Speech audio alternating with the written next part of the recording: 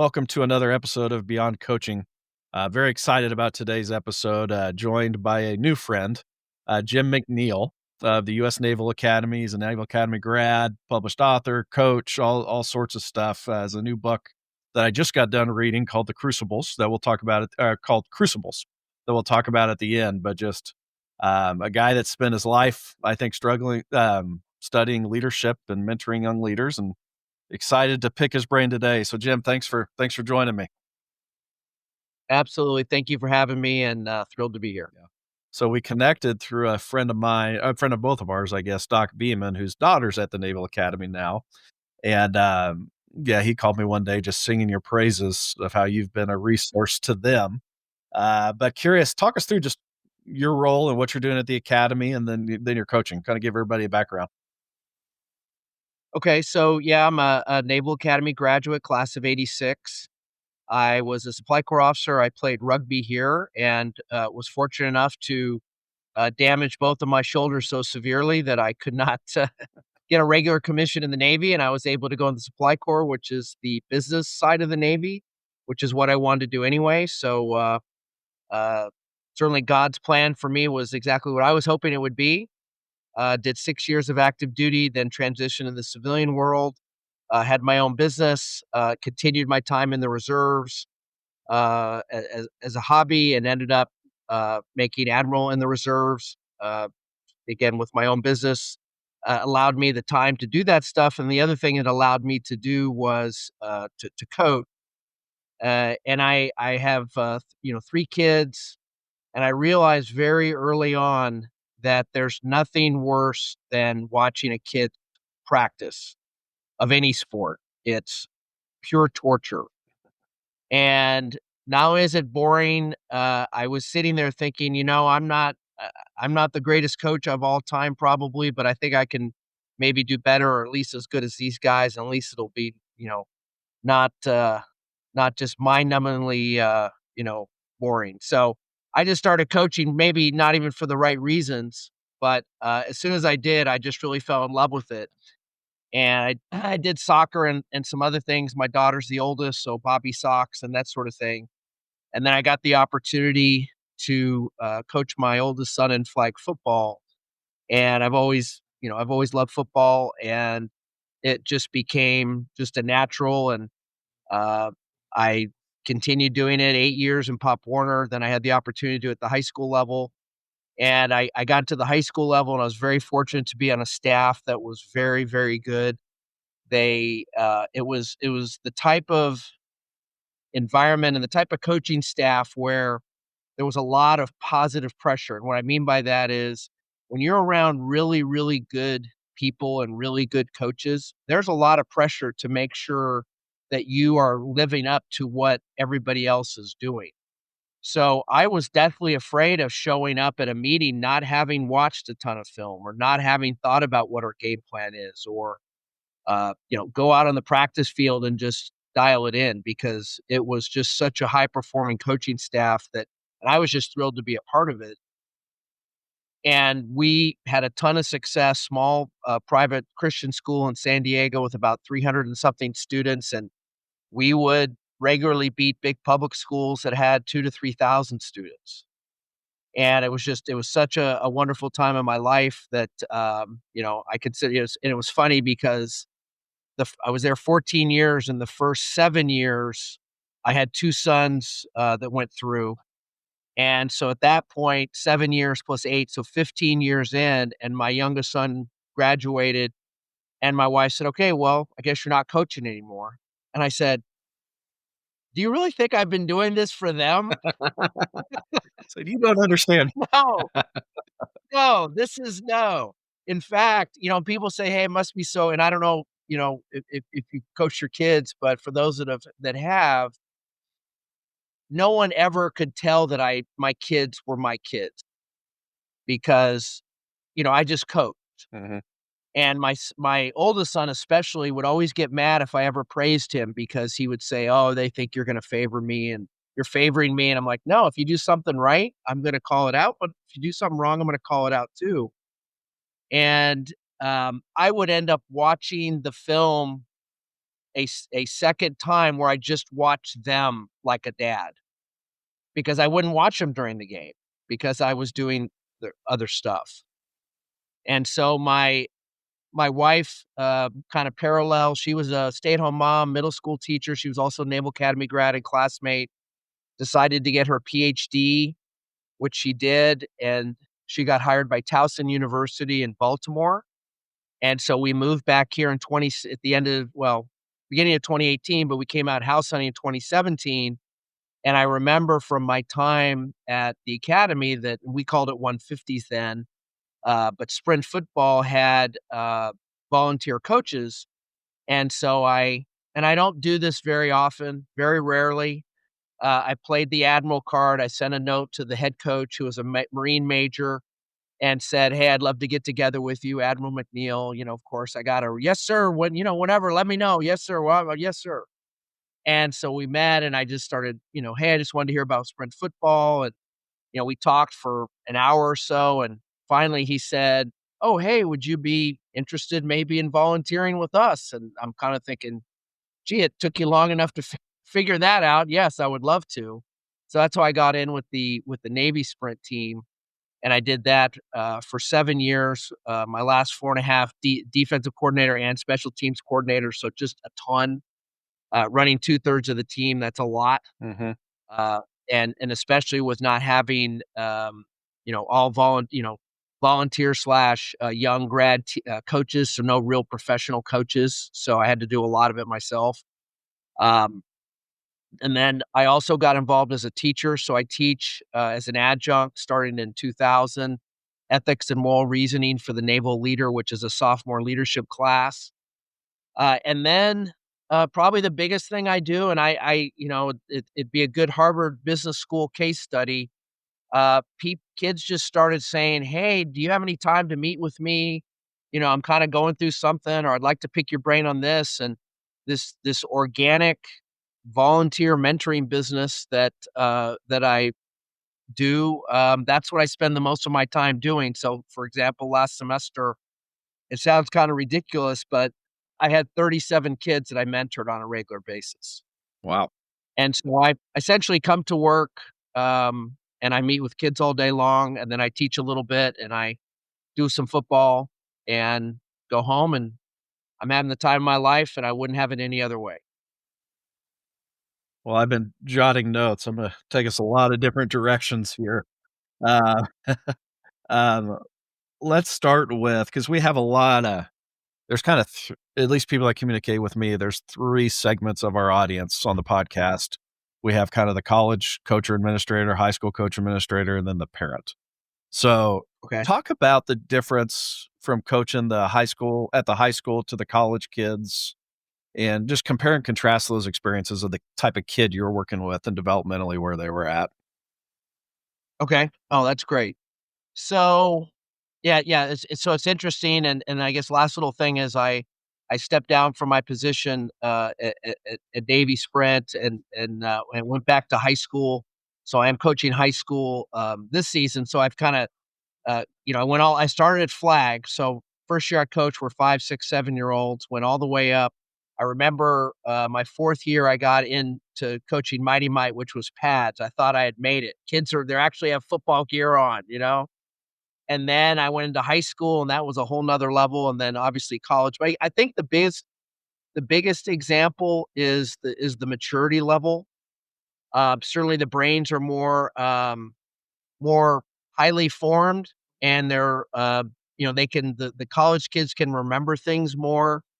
If you go over something, they usually get it right away, whereas the high school kids, you have to kinda drum it into them a little bit more. But the high school kids are really playing, with their friends and for the love of the game, and a lot of them, or, most of them, this is all they're good. This is the only, this is the last time they're going to play football in their lives, and there's a real joy to it. And I'm not saying that's not how the sprint team was. The sprint team had that as well, but there's also a lot of other things here, because at the Naval Academy, no one came to the Naval Academy to play sprint football. We don't recruit anybody, and these are all just kids who some played high school, some didn't, and they've got a lot of other stuff going on. And our trainer had a really great saying. He said, our job is to get them across the stage, meaning graduate, because they get their diploma, they walk across the stage. And so if there's some injuries or, they have some, hey, I love sprint football, but I'm going to, fail out. I mean, we're looking really holistically at the college level of, hey, we got to make sure that we have if we have a sprint player who's not going to be successful as an officer in the Navy or Marine Corps, then that we're missing the boat, and we're missing the whole mission of what this is about. Whereas high school, it's just kind of just pure joy of the game. And I coach at St. Mary's High School in Annapolis, and the kids play so hard. I mean, they're frustrating as 14, 15, 16, 17-year-old kids are, but, there's a real joy in what they do. And, they've got pretty simple lives. They live with their parents, Yeah. they get up, they go to school, they go to practice, and repeat. So it's different. I think every level's fun. I think probably if I was an NFL coach, I'd say that's fun too, and probably in its own way. But they're both fun, but they're very, very different. I think one argument I'd have with you, I've always avoided coaching my kids, just because I partially make my living in athletics and I never want them to feel pressured to play. But I got talked into being the assistant coach on a 7-year-old's flag football team this fall. We had our first game Saturday and failed to get a first down. So it was a humbling experience. Well, what I tell here, so here's my coaching philosophy. So when we do well, it's all coaching. When we do bad, lousy players. Yeah, that's That's what I tell exactly my right. kids. That's what I told my son on the way home. You didn't suck. We did better. And then I'll stop talking about it if this our best plays were the ones where I draw them up and then they screwed them up. That's where we would actually gain some yards. Oh, man. Well, I wanna learn more, and I've listened to a couple other podcasts you've been part of, the leadership class, and I think in one of the podcasts I listened to, you described the Naval Academy as a leadership laboratory. Mhm. So talk about the class you teach, and what does it mean to be a leader? Like, what is that? Like, you hear it and it sounds great, but in practicality, what's going on that makes it a laboratory? All right, let me. I'll tell you about the class second, but I've got a really good example of it being a leadership laboratory, especially as it applies to sports. And I hadn't really thought of this, but one of the young ladies I was mentoring, she was a volleyball manager, and we were talking, and with the kids that I mentor, it isn't, every single kid has different things they want to talk about. Some it's school, some it the physical stuff, some it's their sports, some it's relationships, some say, "What are we going leadership?" I mean, they need someone to talk to, and I guess I'm a kind of a sympathetic ear. But so she had some frustrations with what was going on her team, and she had just a really incredible statement. She said, "You know what these coaches around here don't get is that when we look at them as leaders. We look at everybody that we interact with at the Naval Academy as a leader, and we're judging them not about X's and O's or how good they can teach us calculus. How are they leading Hmm. us? Because that's what we're supposed to be doing when we get out there." And she's out in the fleet now on a ship and, excuse me, doing great. But I thought, you know what? That is so true. And that's why this is a leadership laboratory. So it doesn't matter the other things that people are doing or the success they have in their particular area. Are you demonstrating good leadership for these midshipmen? And now the fortunate thing, and this is just leadership, general leadership 101, you don't have to learn from a good leader. You learn just as much and sometimes more from a bad leader. Absolutely. So not only are you learning from the good leaders around here, you're learning from the bad leaders. So and what I tell the midshipmen is no one is going to hand this to them. No one's, they get a diploma, but they don't get a leadership style handed to them also. So their 4 years, it needs to be focused on, hey, when I get out there and stand in front of my troops, am I the best possible leader that I can be? Mm. That is got to be their goal and their focus. And yeah, grades and sports and all this, extracurriculars and all these other things. But when the rubber hits the road, the whole reason they have this school and us taxpayers pay for it is so that they can be successful when they get to the fleet. Let me ask you this. I assume, and the people I know that have gone to the academy, I mean, we're talking the high achiever, the high achiever. Uh, Yep. the kids like I watch in my context that become leaders too, they really struggle with the failure piece. They haven't failed a lot in Mhm. their life. And as I get older, the most effective leaders are the ones that admit the failure, learn from it, and move on. Talk about how you mentor them, work with them on the handling the failure piece. Because in your book, you talk about the experience and the whole first year is designed for them to fail, it seems like, so in a lot of ways. Yeah, you and you're right. It's an interesting paradigm because you say, "Hey, we're going to take very, very high achieving high school students, the best of the best, and put them in a situation where we're gonna cause them to fail." And for and I think probably the most common thing now, luckily for me, this wasn't me. I wasn't, didn't have a 4.0 in high school and wasn't top of my class and barely made the top 10%. But there's a lot of people that, hey, I was the team captain of this, and I was president of this, and I was salutatorian of this, and then I get here, well, so is everyone else. And then I get something thrown at me, and I'm not able to handle it very well, and I do fail. So how do I rally past that? And the way that I first of all, you have to give the kids permission to fail. Okay, you have to that's if someone goes through this entire experience, this crucible, Mhm, free plug for the book, this entire crucible of the Naval Academy and doesn't fail, then they haven't done it correctly because this is designed for you to fail. And failing here is not gonna get someone killed. Failing here is not gonna get a piece of equipment damaged. Failing here is not gonna lose a battle that may affect something, for our national security. Failing here is a way to learn how to fail. Why did I fail? How do I get better so I don't fail when it really matters, mhm, right? Hey, if you, and you're if you bust on a coverage in practice, I want you to bust. If you don't understand the coverage, let's figure it out in practice. I don't want that to happen in the championship game. mhm, And that's exactly so it's okay to fail during practice. I just don't want you fail in the game. And that's really what this is. This is practice. We want to make sure they're ready to go for the game. So, but it's a really tough thing for high achievers to to really kind of internalize that that's okay. In fact, we had uh, an officer that coached with us several years ago, a sprint, who had never failed. He was just an incredible, you know, guy with respect to academics and physical stuff and just but then got into coaching and was not successful and just didn't know how to handle it.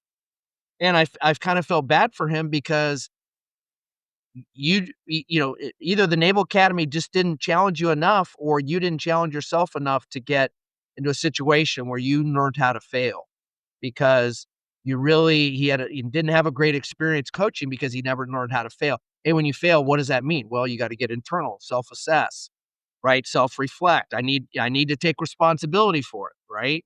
Hey, how come we got shut out in a championship game? Oh, kids didn't execute. That's your job. Your job as a coach is to have the kids execute. That is the job. So, that could have been a great life lesson for him, but it wasn't. And so, I wanna make sure that the kids that I mentor don't get to be in that scenario. I want them to understand, "Hey, it's okay." But again, it starts with, "It's okay to fail. mhm, You're supposed to fail." Well, Silicon Valley, fail, but what do they say in Silicon Valley? Fail quickly, mhm, right? Fail fast. Fail fast. It's okay to fail, but fail fast and move on. yeah. What And that needs to happen here. go a level deeper for me on that because I totally agree with what you're saying. I mean, I was that high achieving kid that didn't really fail till college, and my initial instinct was to blame an external factor, or it wasn't my fault, it's this, that, or whatever. How do you help kids walk through that piece and look inward as opposed to blaming an external factor?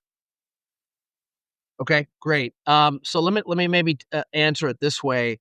I'm in a mentoring group, uh, adult mentoring group called the Severin Leadership Group, and I'm paired up with different people that want mentoring and leadership, and it's been a really great experience for me. That's one of the things about mentoring. So I really plug for mentoring. You know, oh, I don't have time for that, and I'm too busy for this, and I very selfishly mentor because I get more out of it typically than the mentee does. So that's why I do it. I mean, part of it, because I get better. Yeah. When I'm around meeting all these midshipmen, these kids who are 1,000 times better than I was when I were their age, they make me better, Mhm. right? But so we with this mentoring group, we do some one-on-one mentoring, then we have some group sessions, and I was asked, I don't know, a year or so ago, "Hey, we're gonna have a group session, and I want you to do a small group, and I want and can you talk about a time you failed?" And I said, "Sure." And I thought about it, and I wanna make sure that I message this correctly. So when I sat down with the group, I said, "From an external sound standpoint, I've never failed." And they were kinda like, "Ugh." I said, "If you look at my life, I've been fairly successful in almost, every area of my life." And so most people wouldn't say, "Hey, I don't say I failed based on external measures of me. Where I have failed is by my own internal standard." And it really brought home to me, so a kid that I mentored with this mentorship group went on a deployment, left the academy, went on a deployment for about 8 months on an aircraft carrier. He came back. He missed our entire season. We won the championship game that year, 2022. Went 8-0, beat Army twice. Great season. And we sat down for breakfast after he came back, and he said, "Man, you had a great season." I said, "We were bad. Defensively, it's one of the worst defensive teams I've ever had." And he said, "How can that be? You went 8-0. You beat Army twice." I said, "Because we were based on my internal standard, my we failed that season. I failed in so many areas. I did a terrible coaching job that year of the kids that I had. I did a terrible job of coaching. We were incredibly lucky to win both of those games, both those games against Army." And that's where it kind of hit me in talking to him. If you constantly looking at external things as far as failure or success, your kind of whims, you're kind of blowing in the wind a little bit, as opposed to what's my North Star? Mhm. What's my measure of success? So if I want to do this, I don't care if people say I've success or failed. What do I think? So that's how I look at it. And I talk to the kids. John Wooden's definition of success is being basically the best person that you could be, you're capable of being. Right? And if we get and the academy does a great job of judging these kids and racking and stacking them, and this person's in order of merit ahead of this person gets to pick this instead of this person. But it has nothing to do with that. It has to do with, are you being the very, very best version of yourself that you can be? And you can't be that unless you fail. Mhm. Because when you fail, you get better. It's like a weld, right? If something fails and you weld it, it's stronger than it was originally. Yeah. We use a saying around here at Friends where I'm at of commit to the process of winning, because so much of it is pretty arbitrary. And the story I always tell young Right. coaches of a couple of years ago, we had a really good women's basketball team in August, and by December, 4 starters were hurt or ineligible. They got 7th in a 14-team conference, and I'd say that was a pretty successful year. They played their best basketball team of the year. Mhm. And if it's just an external factor, they woulda they would've taken down the tent and gone home, and it's such a challenge, though, of how you build that to where you're measuring yourself against yourself or the program against what the ceiling is as opposed to, just trying to win or look good. That's a cultivation of Well, character. and you have to learn.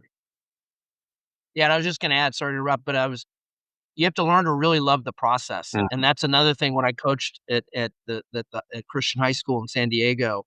What I really learned from those guys is it's not just about Friday night. It's not just about the gear. You have to learn to love the process. You where you bond, the fun thing about coaching, for one of the fun things for me is the competition and all that's great, but the relationships you have with the kids. That's the fun part. I just heard a kid that graduated in 2016 just reached out to me. So what was that, 9 years ago, and he's in his 20s and was wanting to talk to me about something, and I hadn't talked to him since he graduated high school. Oh, cool. I mean, that's what this stuff's that's but you build those relationships through the process, it's not on the Friday nights, it's when you're out there on a practice, and you've done this, I know, a million times like I have. You're out there, it's hot, it's cold, it's raining, fill in the blank, whatever. No one wants to be out there, and no, there's nobody in the stands, there's no dads watching, there's no fans watching, Mhm. it's just grinding through a practice, trying to get 1% better that day. And that's how you build the relationship, with these kids, Mhm. and learning to love that process, and really, but that's why football is such a great life lesson, because that's what life is, right? I don't wanna sound like a get off my lawn type of guy, but, all the wedding stuff and the social media, and I mean, it's great, right? We all love weddings, yeah, yeah. That's not that's not being married. Yeah. Being married is right? Being married is showing up every single day and being, with someone every single day. My wife had a little medical didn't feel well last night, so I was involved in that all night with her, and that's what it's about. It has nothing to do with it, but it's the process. That's The process is, you know? Yeah, give me your reaction to this, because it's something I've started struggling with a lot in my role here of we wanna win. We wanna do all we can to build people up and win as many games as we can. But the most powerful experiences I see kids have, or the transferable skills to later on in life, is when they have a bad year and learning to deal with that. And, Mhm. and I but on the flip side, I've been an AD for about a decade now, coached a decade before that. But even 10 years into being an AD, I'll drive home pissed off when we lose, you know? But I also know intellectually, I watch it and like, man, if they go through the hard stuff and learn to work through it together and have those hard conversations, that's where a lot of the true value comes from. And I don't know, I just feel a lot of conflict within that. Well, and I think you hit on it earlier when, if you look at yeah, I mean, it's about winning and losing, or there wouldn't be a Yep. scoreboard, right? But if you look at, like I said, when I looked at, even though we went 8-0, and I looked at, hey, what were some things that we did that I could have done differently? If I had come back and said, hey, that was just a great season, and I did everything I could, that's different than saying, hey, I could have been a lot better. Or the flip side is, like you said, with your team that finished 7 out of 14 teams in the league, hey, that was the best we could possibly do. Mhm. So, yeah, you're it's kinda like, if you ever are not pissed off driving back after a loss, then maybe probably should get out of that job. I don't want my AD to say, "Hey, guys, it's okay," you Yeah. know? Yeah, but, hey, what could we have done better? And when we say "we," it's collective "we." Mhm. Right? The coach said, "Hey, remember I said I needed this and you didn't give it to me," or "We needed this," or "Remember I wanted to bring that kid in to play point guard," right? And we couldn't, those are the types but a lot of people don't wanna have those types of conversations, but Mhm. that's how you get better, and that's part of the failure piece. So it's not okay to fail, but it's okay to fail, but not if you're just gonna say, "Hey, but the kids are everything's all good with the kids and everything," that's also not an answer. Yeah. Let's go, one other route on this. So I got into coaching in 2007. You would have started when I was kind of in my later years of high school. I'm fascinated with looking at the different generations and how we coach, how we correct them. Um, I'm curious your take on how that's changed over time of how you can coach kids, and have you adjusted at all on how you communicate with them, especially in terms of correction? Yeah, I've been fortunate that I've because of my Navy experience and being part of organizations and being in leadership positions, especially secondary relationships, you have to kind of fill in the blanks. So I'm pretty good at if I'm on a group where everybody's a screamer, I'm the put the arm around and hug person. And then the flip side is if it's a bunch of huggers, I can be the screamer. So so part of I think the answer to your question is it has to be what is your staff holistically, how does that all fit? How does all those pieces fit together, Mhm. right? So that's certainly one. Um, I and maybe I'm in the minority. I don't think the kids have changed that much. I think kids especially high school kids are still high school kids. Mhm. And I've always and again, so it's when you get to be old like me and you reflect on things and you say, wow, that was really good what I did. I didn't have any idea why I was doing it, and I got really lucky that it turned out to be a really good thing to do. But let me give you an example. So when I started in high school, I was supposed to be the JV defensive coordinator. And it was gonna be my son and I knew some of his friends that were playing. That was a good transition from Pop Warner to at a small Christian school as JV defensive coordinator. So I show up for gear issue, and the guy that hired me, JV head coach, says, "Oh, by the way, head coach changing, and we're gonna single staff it." And I don't know if you know what that is. Basically, there's one coaching staff. So if you're the D line coach, you're the JV D line coach, and you're the varsity D line coach. Okay. And so when varsity offense is practicing, JV offense, varsity defense practice, JV offense, and you flip it. And so he said, "Okay, so you're JV defensive coordinator," and that year I only had one assistant who came sorta sometimes, so I learned a lot that season, but he said, "You're also the varsity DB coach." So I went from coaching 12-year-olds to walking out to a DB indie session with 18-year-olds, and I was petrified. You talk about fake it till you make it. I mean, these guys are now almost 40, right? These kids are almost 40 years old.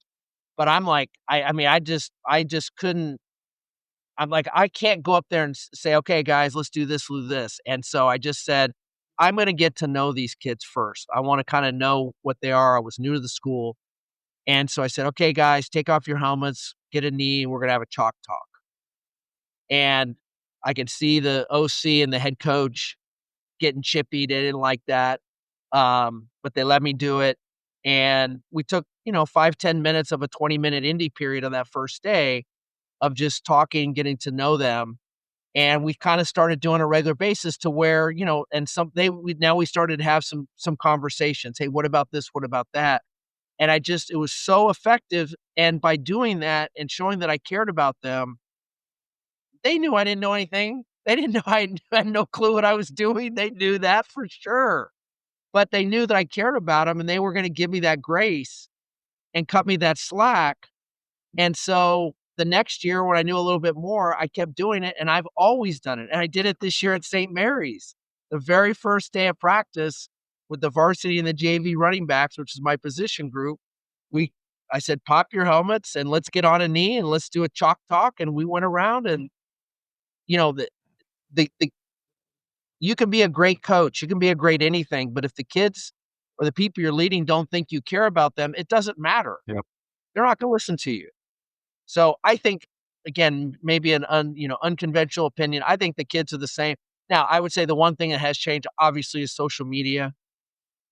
That's just I mean, that's a whole nother Yeah. podcast, right? I mean, that stuff's I don't social media just kinda was getting started when my kids were kinda getting into college, and I don't envy parents now that have high school kids with all the social media stuff, and yeah, it's not good, No. but it it is what it is, it's how our society is, so, but the kids themselves, they want and here's the other I guess the other thing is, so the skin school we went to, Christian school, private school, not expensive, and I could tell it became very easy for me to determine which kids had engaged parents, especially dads. We're on the same page. I was Because about to ask you if you thought this had changed. Nope, because when you'd spend some time with a kid and man, they would just you could just tell it was like, they're just thirsty. And great parents. Dad very successful doing but not spending any time and having that role model, that adult role model. Just spend some time with them and, "Hey, hey, what's going on in school?" And just that stuff like that. And it's kinda sad because, well, I've gotta pay work hard to pay for everything, and I get that. But though the kids still want that, and the kids still need that. Yeah, I actually my last couple years of coaching, and this is a broad generalization, so I'm not meaning to insult anybody, but I was tracking the kids I had on my in my program from single parent homes, and especially dads that weren't around, because Mhm. um, there was just those kids would come in wanting a lot from me, and not in a bad way. Yeah. I almost got it down to a science where I knew I could support this percentage of kids. Um, Mhm. just because if they had a present adult male figure in their life, they were gonna soak that up. Yeah. Yeah. And I'll tell you, the kids like that, they're tricky though, because a lot of those kids, there's a lot of anger Yes. and a lot of swag, a lot of anger, and you can have some battles. And I've realized that, hey, you can't back down. And as soon as but if you can burst through that facade a little bit, then you can really start to build a relationship. But I think some coaches say, "Oh, this kid's just a little too much." Well, it's a defense mechanism. It's because so many things have happened in their life, right? Mhm. And when I coached, and I got now again, I was fortunate because where I coached Pop Warner was in a area with a lot of apartments and single parents, where we would sign kids up in June and in July.